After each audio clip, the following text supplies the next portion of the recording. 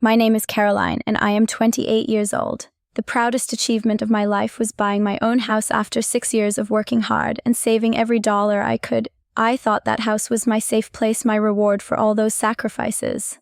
But I never imagined that my own family would be the ones to take that safety away from me. A 2-week business trip changed everything, and I had to make a decision that caused my mother to disown me. Before I begin this story, I would love to know where you are watching from today. Drop your location in the comments below. If you have ever had to stand up for yourself against the people who were supposed to love you, hit that like button right now. And if you are new here, please subscribe and turn on the notification bell so you never miss a story. Now let me ask you this. Would you call the police on your own family if they violated your trust and took what was rightfully yours? Keep that question in mind as we dive into what happened to me. To understand how I ended up in that situation, I need to take you back to the beginning. I grew up in a small town in Ohio with my mom Linda and my dad David. My father was a carpenter, one of the best in our county. He had these strong, calloused hands that could build anything from scratch. Some of my favorite childhood memories were spending weekends with him in his workshop. He taught me how to sand wood until it was smooth as silk. He showed me how to measure twice and cut once. When I was 11 years old, we built my first bookshelf together. It was crooked and the paint job was terrible, but my dad hung it in my room like it was a masterpiece. He used to tell me that anything worth having was worth working for. He said that shortcuts might seem easier, but they always cost you something in the end. Those words stayed with me long after he was gone. My father passed away in a work accident when I was 13 years old. A beam collapsed at a construction site. They said he died instantly, but I am not sure if that was true or if people just said that to make us feel better. Either way, it did not make the pain any easier to bear. After that, it was just me and my mom. She worked 2 jobs to keep us afloat. I learned early on that I needed to pull my own weight. I started babysitting at 14, got a job at the local grocery store at 16, and saved every penny I could. I did not want to be a burden on my mother, who was already carrying so much. When I was 17, my mom met Gary at a church potluck dinner. He was a manager at a furniture store in the next town over. He had salt and pepper hair, a big smile, and a way of making my mom laugh that I had not seen since my dad died. He was a widower himself with a daughter named Brittany who was 2 years older than me. At first, Gary seemed like a good man. He brought flowers for my mom and always asked about my school. He told me he was not trying to replace my father, and I appreciated that. I thought maybe this could work. Maybe my mom could be happy again. They got married the summer before I left for college. The wedding was small, just family and a few friends at the church. Brittany was my mom's maid of honor. I remember watching her walk down the aisle ahead of my mother, her blonde hair perfectly curled, her dress probably costing more than my entire outfit. She smiled at everyone, but when her eyes met mine, there was something cold behind them, something I chose to ignore at the time. Brittany was 20 when they got married. She had never held a job for more than 3 months. Gary always had an excuse for her. She was finding herself. She was going through a hard time. She just needed more support. Meanwhile, I was working part-time while maintaining a full course load in college, but nobody seemed to think that was particularly impressive. I studied accounting because it was practical. I was not passionate about numbers, but I was good at them, and I knew a stable career would give me the security I craved. I graduated with honors and got a job at a small but reputable accounting firm. I started at the bottom, doing the work nobody else wanted to do, staying late, coming in early, saying yes to every opportunity. For 6 years, I saved money like my life depended on it. I did not go on vacations. I did not buy new clothes unless absolutely necessary. I brought my lunch to work every single day. I drove a used car that I paid for in cash. While my friends were going to brunch and taking trips to Europe, I was putting every spare dollar into my savings account. And finally, at 28 years old, I did it. I bought my own house. It was not a mansion. It was a modest 2-bedroom home in a quiet suburb about an hour outside the city. The house had a small front porch with enough room for 2 chairs, a backyard with an old oak tree, and a kitchen with big windows that let in the morning light. It needed some work, but I did not mind. I actually looked forward to it. The day I signed the papers, I cried. Not sad tears, but happy ones. I thought about my dad and how proud he would have been. I thought about all those nights I had stayed late at work, all those lunches I had skipped, all those sacrifices that finally meant something. This house was mine. Nobody could take it away from me.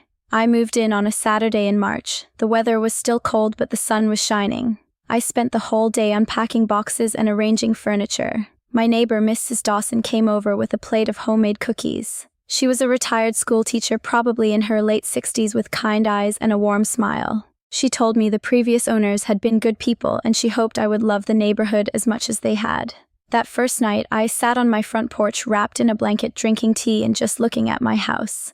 My house. Those two words felt like magic. A few weeks after I moved in, I invited my mom and Gary over for dinner. I wanted to show them what I had accomplished. I made my mom's meatloaf recipe and set the table with the nice dishes I had gotten as a housewarming gift from my best friend Megan. My mom seemed genuinely happy for me. She walked through the rooms, touching the walls, looking out the windows. She said my dad would have loved this place. That meant more to me than she knew. Gary was polite but distant. He nodded along as I gave them the tour, but his eyes were calculating. He asked how much my mortgage was, what my interest rate was, how much I had put down. I answered vaguely, feeling uncomfortable with his questions but not wanting to be rude. Brittany came too. She showed up late, of course, breezing in like she owned the place. She walked around my house, touching things, opening cabinets, sitting on my couch like she was testing it out. She looked at the spare bedroom and said something that should have been a warning sign. She said this room would make a great home office. And then she laughed and added, or a guest room for when family needs a place to crash. I just smiled and changed the subject. I did not think much of it at the time. Over the next few months, life settled into a comfortable routine. I was doing well at work, maybe even in line for a promotion. I spent my weekends fixing up the house, painting walls, planting flowers in the front yard, making it truly mine. Mrs. Dawson and I became friends. She would bring me vegetables from her garden and I would help her with her computer when it acted up. I felt like I was finally building the life I had always wanted. But underneath all that happiness, there were small cracks forming that I refused to see. The warning signs started about 3 months after I moved into my house, but I was too busy enjoying my new life to pay attention. Brittany began showing up unannounced. The first time she said she was just in the neighborhood and wanted to see how I was settling in. She stayed for 3 hours, ate my food, drank my wine, and complained about her landlord the entire time. I smiled and nodded because that is what you do with family, right? The second time she brought a bag of laundry. She said the washing machine in her apartment complex was broken and asked if she could use mine. I said yes because it seemed like such a small thing to say no to. She washed 4 loads and left without helping me fold anything. The third time she showed up at 10 o'clock at night saying she had a fight with her roommate and needed somewhere to sleep. She crashed on my couch and did not leave until the next afternoon. Before she left, she stood in my living room looking around like she was appraising the place. She said, "You know, if you ever need a roommate, I would totally move in here. This place is way nicer than my apartment." I laughed nervously and said I liked living alone. She shrugged and left, but something about the way she said it made me uneasy. Then came the questions. Every time I saw Brittany, she asked about my house. How much did you pay for it? What are your monthly payments? Do you have a home warranty? Is this place fully paid off, or do you still owe money? The questions felt invasive, but I told myself she was just curious. Maybe she was thinking about buying her own place someday. Maybe I was being paranoid. At a family dinner at my mom's house, Gary brought up something that made my stomach tighten. He said Brittany's lease was ending soon and her landlord wanted to raise the rent by $300 a month. He looked at me across the table and said, "You have that extra bedroom just sitting empty. Would not it make sense for Brittany to stay with you for a while?" The room went quiet. Everyone was looking at me. I could feel my face getting hot. I told them I appreciated the thought, but I really valued my privacy. I said I needed my space to focus on work, especially with the potential promotion coming up. I tried to be as diplomatic as possible.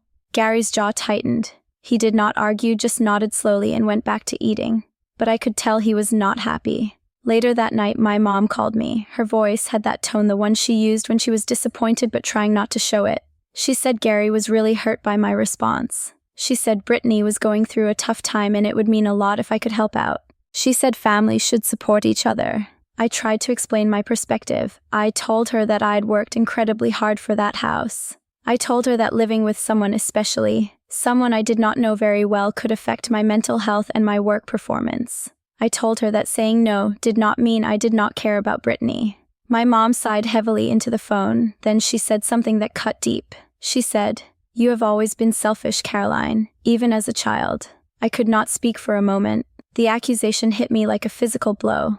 I'd spent my entire adult life trying not to be a burden, trying to be independent, trying to take care of myself so others would not have to. And now I was being called selfish for wanting to keep the one thing I'd worked so hard for. I did not sleep well that night. A few weeks later, I received incredible news at work. Our company had a major client in Seattle who needed help with a complicated audit. The project would take 2 weeks, and they wanted me to lead the team. My boss said if everything went well, the promotion was practically mine. This was the opportunity I had been waiting for.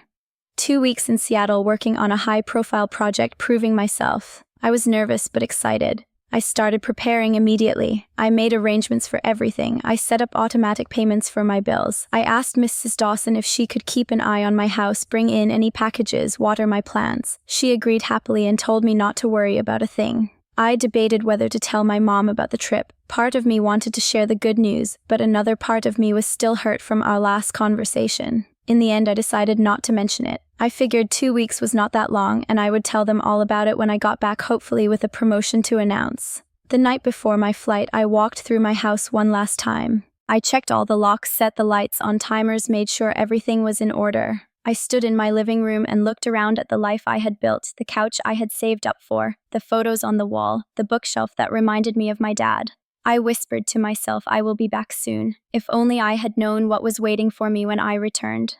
The 2 weeks in Seattle were intense but rewarding. I threw myself into the work, leading my team through long days and complicated spreadsheets.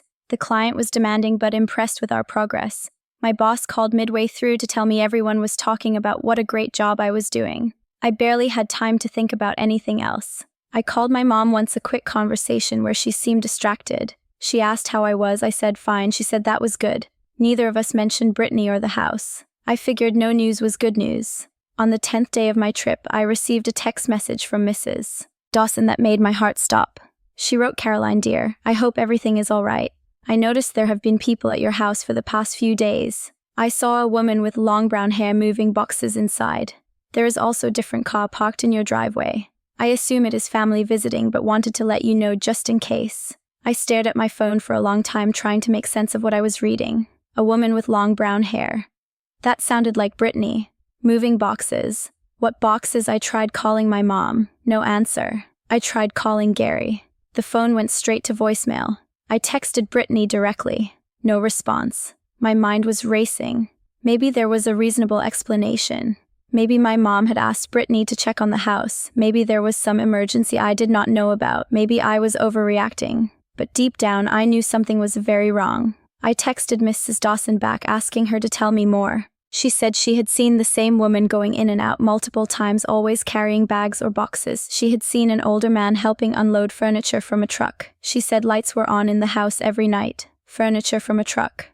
That was not checking on the house. That was moving in. I could not focus on work anymore. I went to my boss and explained that I had a family emergency and needed to return home 2 days early. He was understanding, especially since the project was nearly complete anyway. I booked the first flight I could find. The entire journey home, I could not stop my hands from shaking. I replayed every conversation, every warning sign I had ignored, the way Brittany had looked at my house, Gary's questions about my mortgage, the pressure to let Brittany move in. It all added up to something I did not want to believe. I landed at 9 in the evening, grabbed my bags, and drove straight home.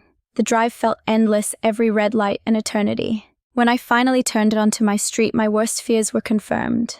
There was a car in my driveway that I did not recognize. The lights inside my house were on. Through the windows, I could see someone moving around in my living room. I parked on the street, my heart pounding so hard I could hear it in my ears. I walked up to my front door on legs that felt like they might give out. I reached into my purse for my keys. My key did not fit the lock. I tried again, turning it different ways, thinking maybe I was just nervous and fumbling. But no, the key simply did not work. Someone had changed the locks. I stood there in disbelief, holding my useless key, staring at my own front door. Then I rang the doorbell. After a moment, the door opened.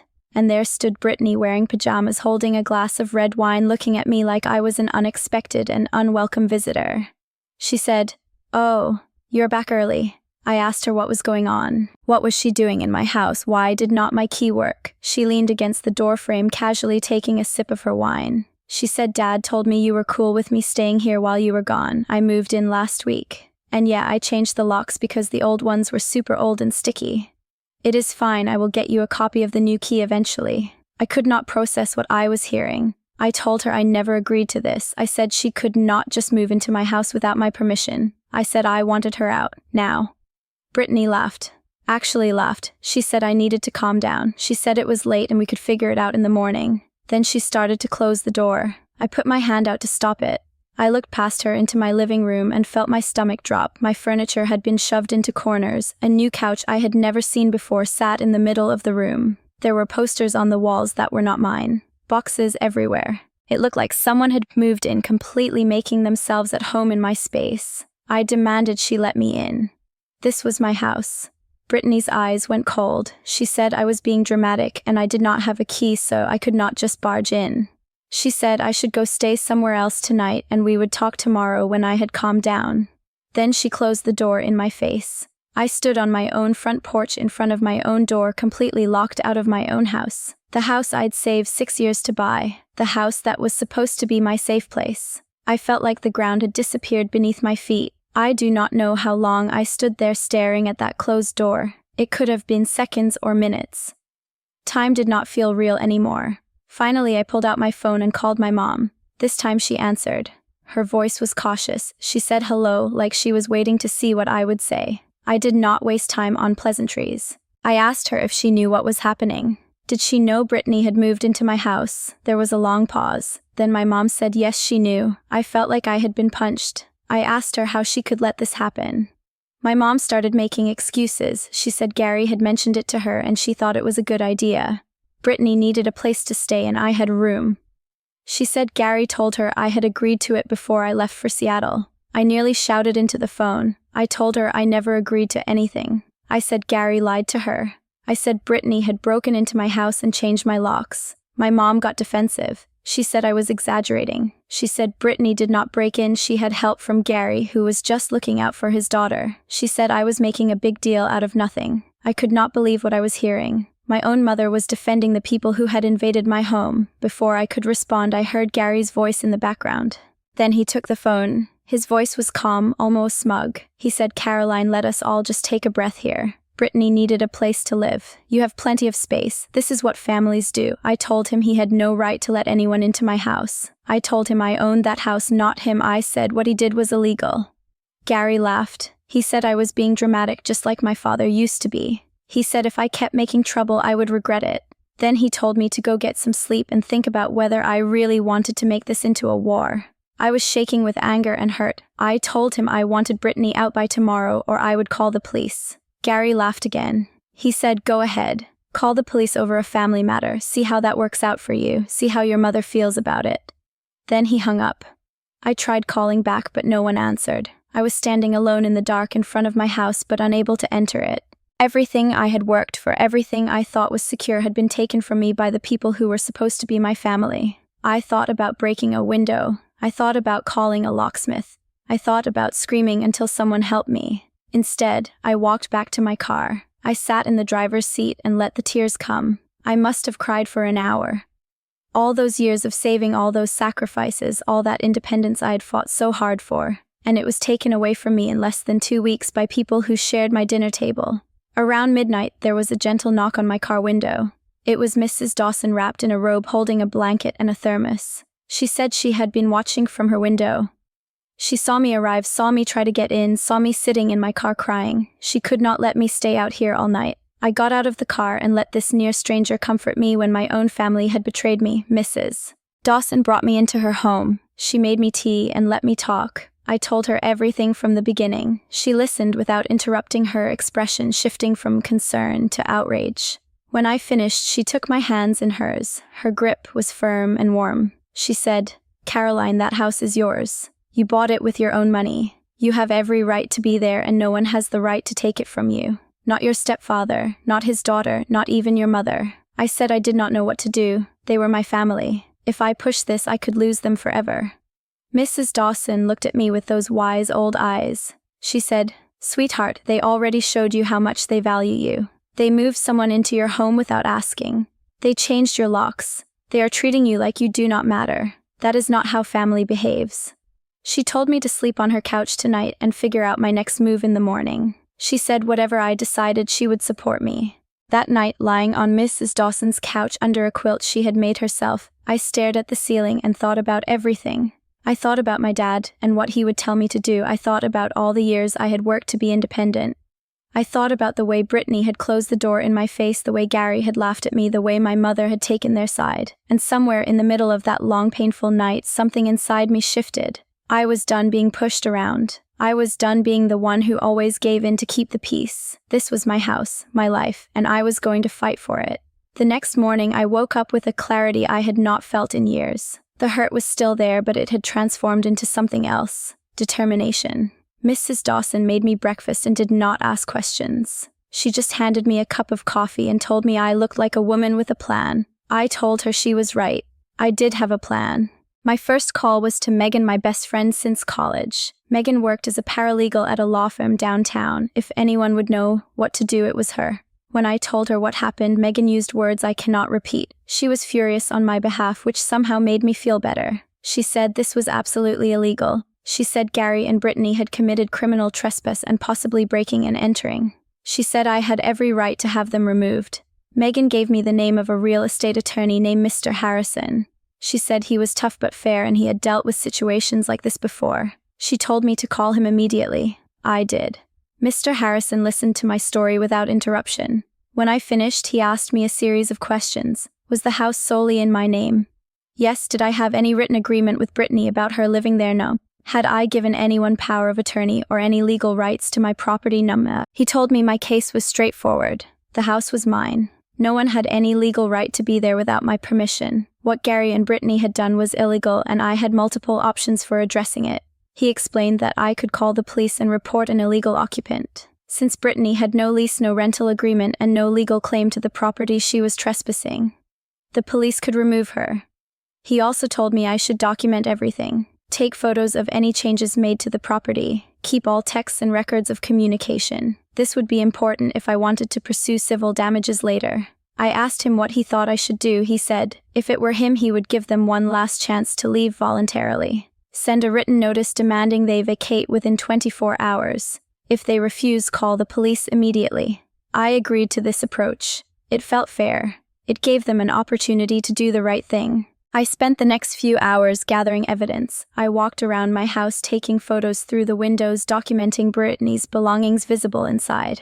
I photographed the new lock on my door. I took screenshots of my text conversation with Mrs. Dawson and my unanswered calls to my mom and Gary. Then I typed up a formal notice. I stated that I was the sole legal owner of the property. I stated that I'd not given permission for anyone to reside there. I demanded that Brittany vacate the premises within 24 hours or I would involve law enforcement. I printed 2 copies. One I planned to give to Brittany directly. The other was for my records. That afternoon I knocked on my own door. Brittany answered looking annoyed. I handed her the paper. I told her this was a formal notice to vacate. She had 24 hours to get her things and leave or I would call the police. Brittany barely glanced at the paper. She said I was bluffing. She said there was no way I would actually call the cops on family. She said I needed to get over myself. I told her this was her one chance. I was completely serious. She rolled her eyes and said I could leave now. Then she closed the door. I drove back to Mrs. Dawson's house and made one more call. This time to my mother. My mom answered with a tired sigh like I was exhausting her. I told her I'd given Brittany 24 hours to leave. I told her if she did not go, I was calling the police. I said I was giving her this warning because she was my mother and I loved her, but I was not backing down. My mom started to argue. She said I was being unreasonable. She said Gary was very upset. She said Brittany had nowhere else to go. I interrupted her. I said none of that was my problem. I said they had broken into my home and violated my trust. I said I was defending what was mine. Then I said something that had been building inside me for years. I told her that ever since she married Gary, she had made me feel like I was less important than his family. I said she had chosen his daughter over her own daughter time and time again. I said I was done accepting that. My mom was silent for a long moment. Then she said if I called the police, I would regret it. She said I would be dead to her. I felt tears stinging my eyes, but I kept my voice steady. I said I hoped it would not come to that. But if she forced me to choose between her approval and my self-respect, I would choose myself. Then I hung up the phone. The next 24 hours were the longest of my life. I spent the night at Mrs. Dawson's again. She could tell I was struggling and kept me distracted with stories about her life, her late husband, her years of teaching. She had a gentle way of reminding me that hard times pass, that standing up for yourself always costs something, but it is worth it. The 24-hour deadline came and went. Brittany did not leave. At exactly 10 in the morning, 24 hours and 15 minutes after I had delivered the notice, I picked up my phone and called the local police department. I explained the situation as calmly as I could. I said I was the owner of a property and someone was occupying it illegally against my wishes. I said I had asked them to leave and they refused. I said I needed help removing them. The dispatcher asked for my address and told me officers would be there within the hour. The next 45 minutes felt like forever. I sat in Mrs. Dawson's living room watching the clock, feeling sick to my stomach. Part of me still could not believe it had come to this. Another part of me knew it had been inevitable from the moment Gary decided he could take whatever he wanted. I saw the police car pull up from Mrs. Dawson's window. 2 officers got out. One was a tall man with a serious face, the other was a younger woman with her hair pulled back in a tight bun. I went outside to meet them. The tall officer whose badge read Reynolds asked if I was the one who called. I confirmed I was and showed him my ID and the deed to my house. I explained the situation, showed him the photos I had taken, the notice I'd given Brittany. Officer Reynolds nodded as I spoke. He said it sounded like a clear case of unlawful occupancy. He said they would handle it.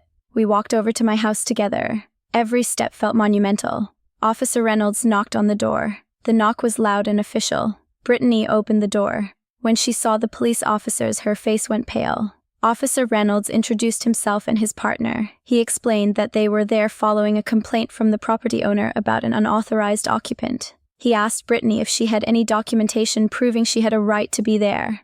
Brittany stammered. She said her father had given her permission. She said this was a family matter. Officer Reynolds asked if her father was the owner of the property. Brittany said no, but he was her stepfather and it was his stepdaughter's house. The officer turned to me. He asked if I had given this woman permission to live here. I said no, absolutely not.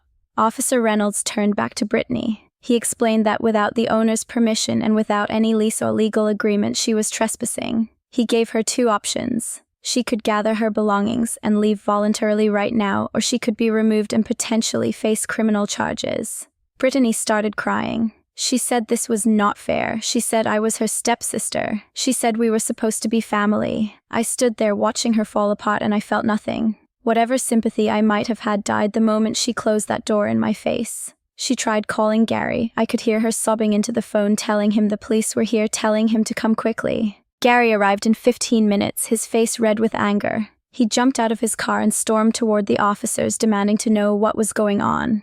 Officer Reynolds calmly explained the situation again.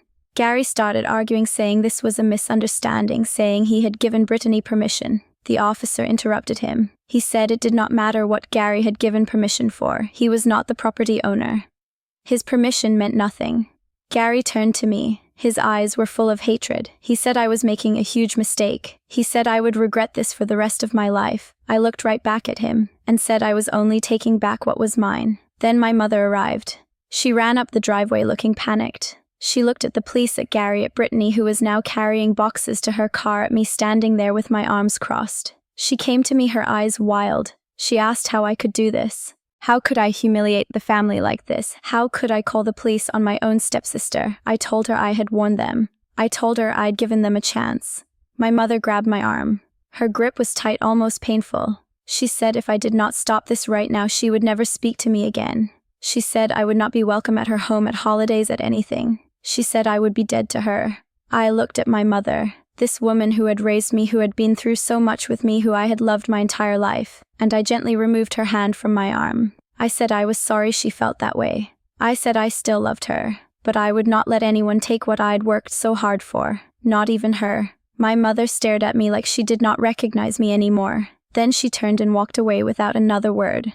Gary followed her, shooting me one last venomous look. Brittany loaded the last of her things into her car, crying the whole time. And I walked back into my house for the first time in over 2 weeks. When I stepped through that door, I expected to feel victorious. I had won. I had taken back my home. But all I felt was emptiness.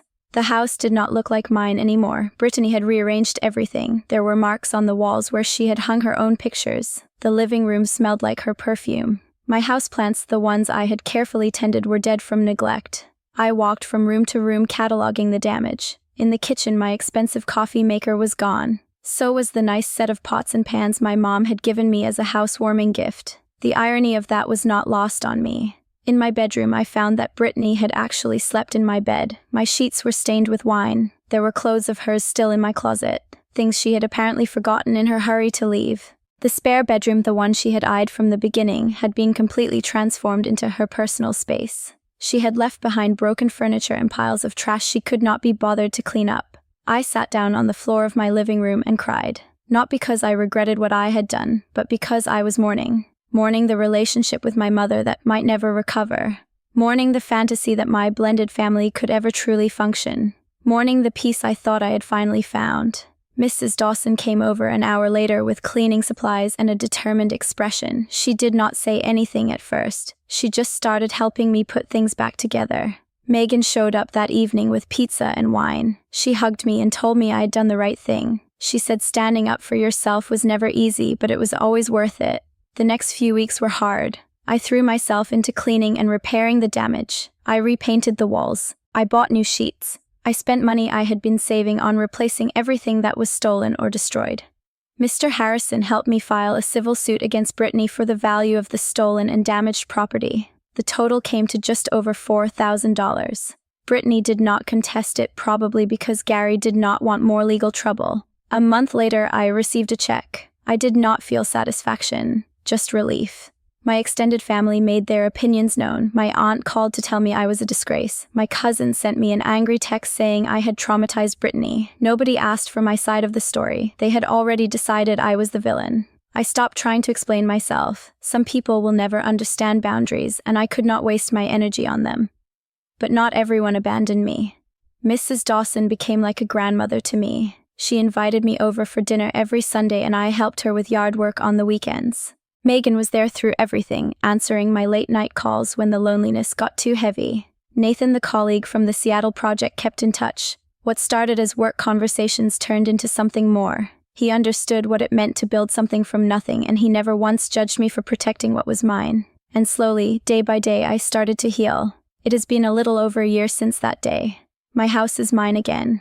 Really mine this time. I have repainted every room, planted new flowers in the garden, hung pictures that bring me joy. The oak tree in the backyard is blooming, and in the spring I put a hammock under it where I read on quiet afternoons. I got the promotion. The Seattle project was a success, and my boss recognized my dedication even with everything that happened. I am now a senior accountant with my own team. Every morning I wake up and go to a job I earned through my own hard work. Mrs. Dawson is still my neighbor and my friend. She taught me to bake her famous apple pie recipe, and I bring her groceries when the weather is bad. She told me once that some people come into your life to teach you lessons and some come to stay. She stayed. Megan got engaged last month. She asked me to be her maid of honor. When she told me, I cried happy tears for the first time in a long time. Nathan and I are together now. He moved to a place closer to my town 6 months ago. He never pressures me, never takes anything I am not ready to give. When I told him about everything that happened with my family, he just held me and said he was proud of me for being so strong. I do not hear from my mother. She has not called. No birthday card, no holiday text, nothing.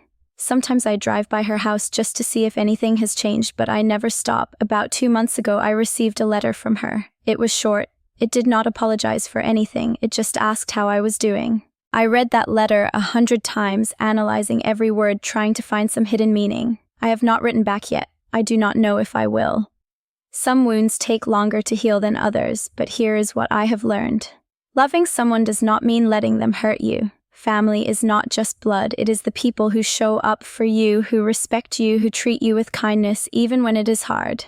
I found family in a retired school teacher who brought me cookies on my first day in the neighborhood. I found family in a friend who dropped everything to help me navigate the worst experience of my life. I found family in a man who loves me without conditions. I lost my mother, but I did not lose myself, and that matters more than I ever knew. Setting boundaries is not selfish. It is survival. The people who truly love you will respect those boundaries. The ones who do not were never really on your side. My father once told me that anything worth having is worth fighting for. He was right. My house was worth fighting for. My dignity was worth fighting for. My future was worth fighting for, and I would do it all again. I still hope my mother comes around someday. I hope she looks at everything that happened and understands that I was not trying to hurt anyone. I was just trying to protect myself. But if she never does, I will be okay. Because I have learned that I am enough. On my own. in my own house, living my own life. I am enough. And if you are in a situation where the people who are supposed to love you are making you feel small, or taking advantage of you, or treating you like your needs do not matter, I hope you remember that you are enough too. You have every right to stand up for yourself. You have every right to protect what is yours. You do not owe anyone your peace or your self-respect, no matter what they call themselves. Sometimes doing the right thing costs you everything, but in the end you gain the only thing that truly matters. You gain yourself. So this is my story. The story of how my stepdad moved his spoiled daughter into my house and changed the locks while I was away. The story of how they laughed when I threatened to call the police. The story of how I called them anyway and my mother disowned me for it. And the story of how I survived. How I rebuilt. How I found happiness in unexpected places and people. Thank you for listening. Thank you for being here with me through all of this. Now I have a question for you. Have you ever had to stand up to family members who took advantage of you? Have you ever had to choose between keeping the peace and protecting yourself? I would love to hear your stories in the comments below. You are not alone and your experience matter. If this story touched you, please give it a like. It helps more people find these stories who might need to hear them. And if you are not already subscribed, please hit that subscribe button and turn on notifications so you never miss a new story. Share this video with someone who might need to hear that it is okay to set boundaries with family. Sometimes knowing someone else has been through it makes all the difference. I wish you peace. I wish you strength. I wish you a home wherever and whatever that means for you that no one can ever take away. Until next time, take care of yourselves.